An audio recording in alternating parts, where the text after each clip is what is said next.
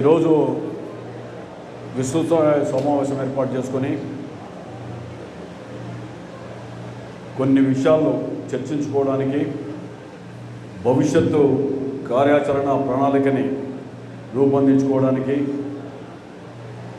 గత 5 సంవత్సరాలుగా చేసిన పనిలో నైపుణ్యాన్ని, లోపాలని గురించి మనం ఏదైనా మార్పు చేర్పులు చేసుకోవాలో, అనుభవంగా గుణపాఠంగా తీసుకొని ముందుకు ఎట్లా సాగాలో అనేటువంటి ఈ సాగే కార్యక్రమంలో భాగంగా మనందరూ కూడా ఇక్కడ సమావేశం కావాలనుకున్నాం.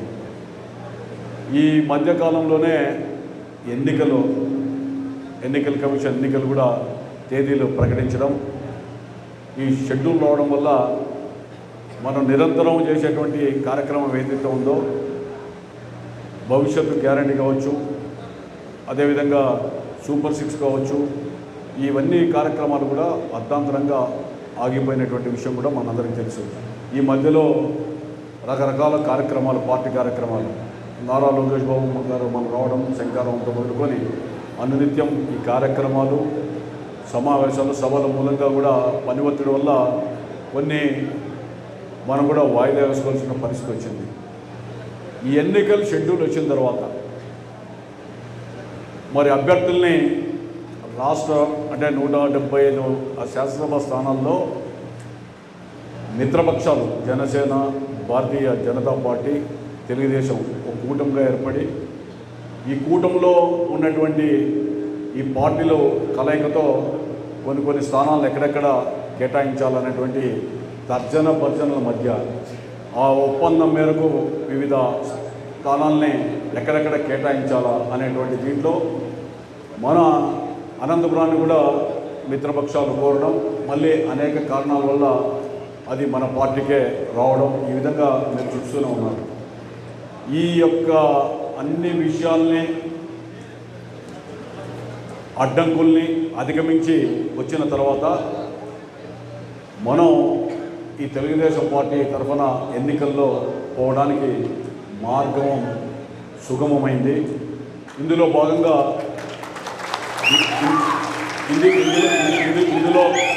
ఇందులో భాగంగా నేను మీ అందరితో కూడా అంటే ఎన్నికల సమరానికి మనం పోయే ముందు మనం కొన్ని విషయాల గురించి మనం మాట్లాడుకోవాల్సినటువంటి బాధ్యత ఉంది. మనం 5 సంవత్సరాలుగా అనేక కష్టాలు అనంతపురం నియోజకవర్గంలో పడ్డాం. ఇక్కడ కార్యకర్త నుంచి, సాధారణ కార్యకర్త నుంచి రాష్ట్రంలో, జిల్లాలో లేదా నియోజకవర్గంలో అనుబంధ సంఘాలతో కానీ వివిధ రకాలు కానీ పదవులు పొందిన ప్రతి ఒక్కరు కూడా తమదైన శైలిలో 100% 10% వాళ్ళని పక్కన పెట్టేద్దాం, 5-10% అందరూ కూడా ఇక్కడో ఎక్కడో మన ఈ కార్యక్రమాలు పార్టీ కోసం పనిచేసినటువంటి సందర్భాలు ఉన్నాయి.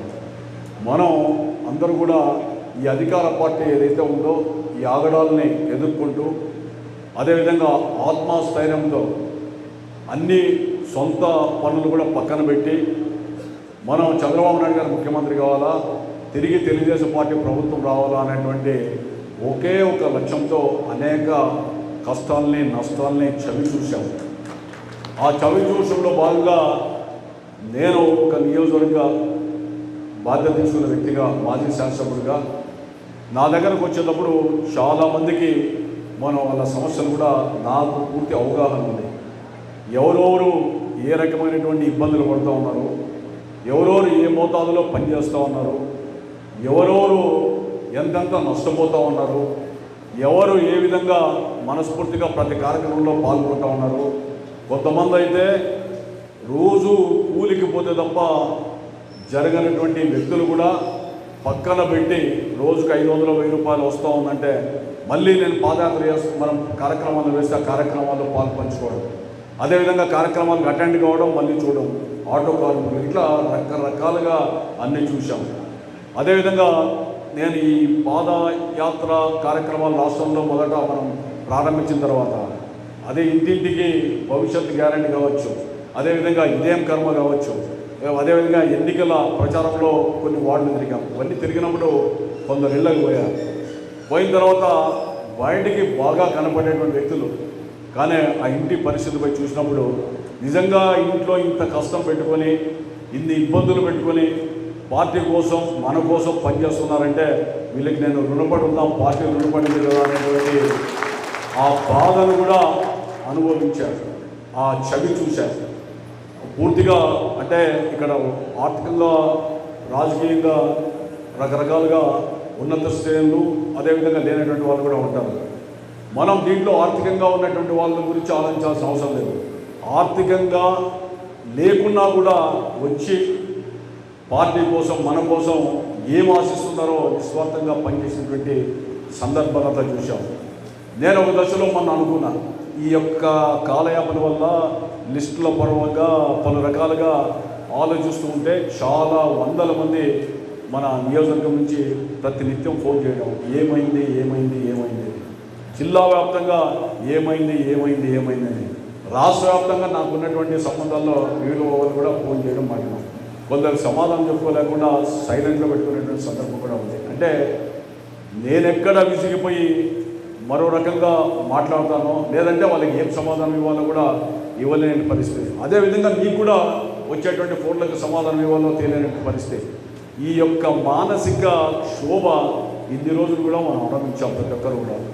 అందులో ప్రజల్లో ఎక్కడ పోయినా కూడా లేదు ఎన్నికల్లో నిలబడాలా, గెలవాలా గెలవాలా గెలవాలా, అధికార పార్టీ అభ్యర్థిని ఓడించాలా, శాసనసభ్యుని ఓడించాలా అని చెప్పి పదే పదే పదే ప్రజల్లో కూడా ఆ యొక్క అభ్యర్థన, ఆ డిమాండ్ అనేటువంటిది మీ అందరూ కూడా చూసింటారు ఎక్కడ పోయినా ఏం పోయినా. ఎందుకంటే 5 సంవత్సరాల నరకాతను అందించినటువంటి సందర్భంలో రాష్ట్ర ప్రభుత్వం యొక్క వైఫల్యాలు, స్థానికంగా అభివృద్ధి లేకపోవడం, పలు రకాలుగా ఉన్నటువంటి వాళ్ళు, ఇవన్నీ ఒక ఎత్తు. 14 నుంచి 19 వరకు మనం శాసనసభ్యులుగా ఉన్నాం. చాలామంది కార్పొరేటర్లుగా ఉన్నారు, మున్సిపాలిటీ మన చేతిలో ఉంది. ఉన్న సందర్భంలో 5 సంవత్సరాలు మనం అభివృద్ధి కూడా చేసుకున్నాం. కానీ ప్రజలకి వివరించడంలో విఫలమయ్యామని చెప్పి మనందరం కూడా ఒప్పుకోవాలి. ఎందుకంటే ఒక స్థాయిలో ఉన్నటువంటి ప్రజాప్రతినిధులుగా ఆ ప్రాంతంలో మనం ఏం చెప్పినా జరుగుతుందని అంటే బాగుందో పోయాం, కానీ ప్రజల్లో చెప్పుకోవడంలో విఫలమయ్యాం. ఉదాహరణకి గుత్తి రోడ్డు, సుభాష్ రోడ్డు 2 ఉన్నాయి. అది గట్కాలని మనం కలిసాం, ఉత్తర ప్రత్యుత్తాలు జరిగాయి.